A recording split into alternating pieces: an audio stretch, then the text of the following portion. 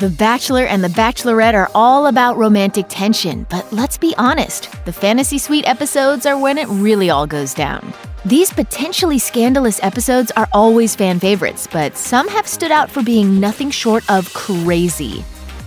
On Season 5 of The Bachelorette, Jillian Harris was genuinely looking for love, and by the time the fantasy suites came around, she thought she found it with contestant Ed Swiderski. Jillian and Ed did end the season engaged, but their fantasy suite episode was a bit of a downer. During the episode, things had gotten very hot and heavy between Ed and Jillian, but when push came to shove, they just couldn't get the deed done. Jillian told the cameras of what went down in the fantasy suite, which is to say, not much. As she put it, the two were sunburnt and exhausted after a long day and didn't have much left for each other but some quiet, low-intensity cuddling. Ed also explained the situation in his own mortifying confessional. Vulture's recap of the episode was decidedly more brutal in its summary of the events, saying, "Poor Ed, he will forever be known, insofar as he is known at all, as the guy who couldn't get it up in the fantasy suite, after two others successfully sealed the deal the nights before him."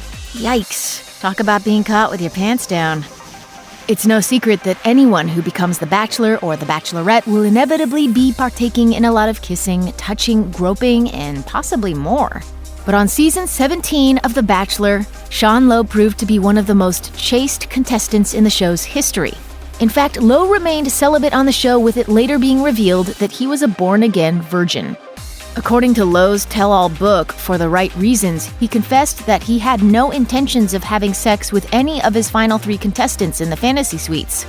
Citing his born-again Christian faith, Lowe wrote, "I'd already lived my life in a selfish, self-gratifying way. I feel like you're really distant. Like, you're not even here. You're not even here for the right reasons." What do you mean? He also suggested that he had too much respect for his female suitors to put them in a position to sleep with him while knowing he was likely to be romancing other women on the show shortly after. Instead, Sean said he wanted to use his time in the fantasy suite to talk with the contestants alone and get a chance to observe how they'd act when the cameras weren't rolling. We can't be sure, but Sean might have been the first Bachelor to not get it on in the fantasy suites. It's a respectable decision, but pretty crazy in terms of what normally goes on in there. On Season 9 of The Bachelorette, Desiree Hartsock thought she was all in with contestant Brooks Forrester. Brooks made it to the final three, and Desiree even described that she had much deeper feelings for him than the other final two contestants. However, during the fantasy suite episodes, Desiree got the shock of a lifetime when Brooks did something no one saw coming.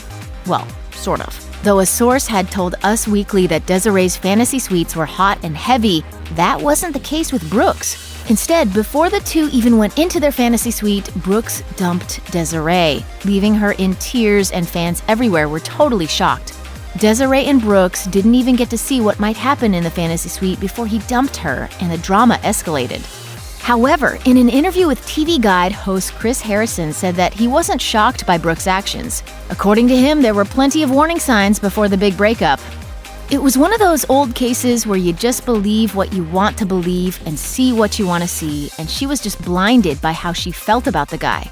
Talk about a crazy, unexpected turn of events for Desiree, who maybe should have paid attention to those warning signs. There have definitely been more than a few Bachelor Nation contestants who have been widely disliked by viewers and fellow contestants alike.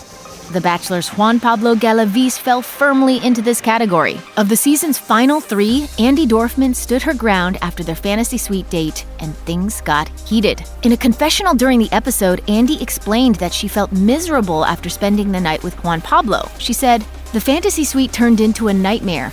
I saw a side to him that I really didn't like, and the whole night was just a disaster. I hope he did not think that went well. I really hope he did not think that that was a good date." Andi didn't mince her words when she spoke directly to Juan Pablo, and in a later interview with Cosmopolitan, she made it clear that she had zero regrets.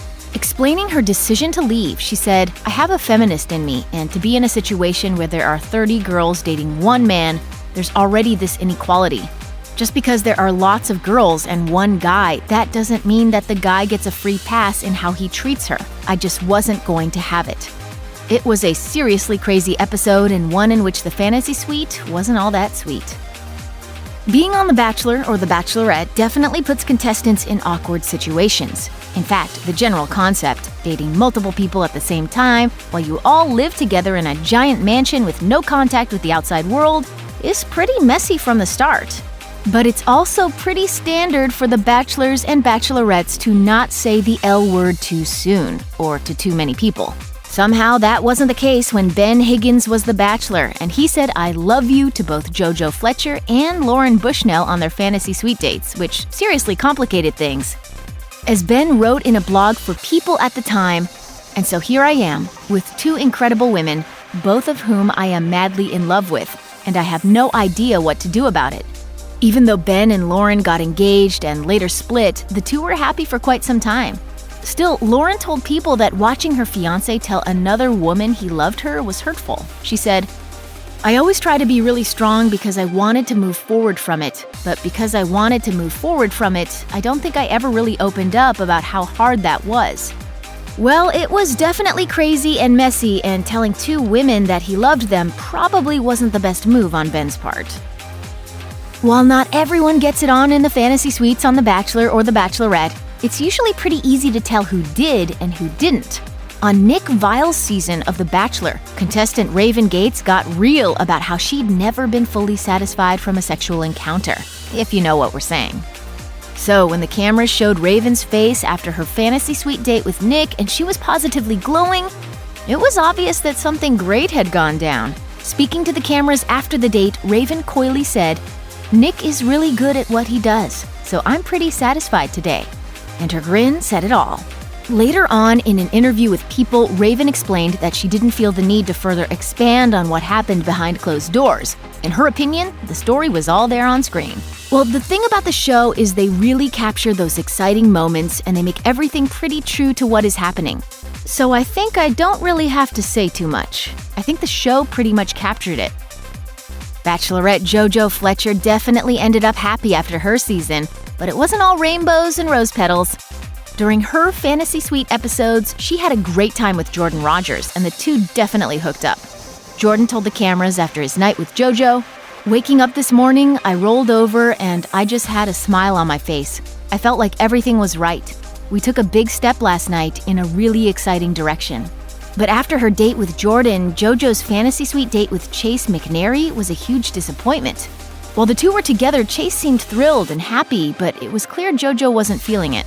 So when she ended things between them, Chase didn't take it too well. Though Chase definitely exited the show on a sour note, he later revealed to People that he had come to terms with JoJo's decision. He explained, I have a better understanding of the position JoJo is in and why she's made the decisions she's made. There are no hard feelings. Hey, at least Chase was able to move on. JoJo certainly was.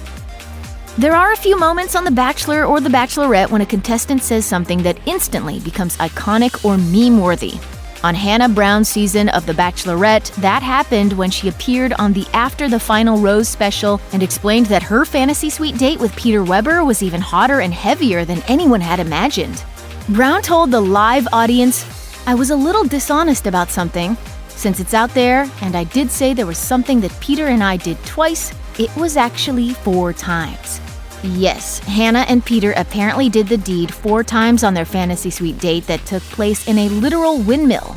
Obviously, the moment became iconic, and when Peter went on to become the next Bachelor, one of the women he met the first night even dressed up as a windmill. When Colton Underwood stepped up to be the Bachelor, there was one subject that just wouldn't die: his virginity. Seriously, the topic of Colton's virginity plagued practically every single interview, conversation, and even promotion for his season of The Bachelor. In an interview with People, Colton explained that he doesn't feel strange being a virgin. He said, being a virgin doesn't mean you can't have a good time.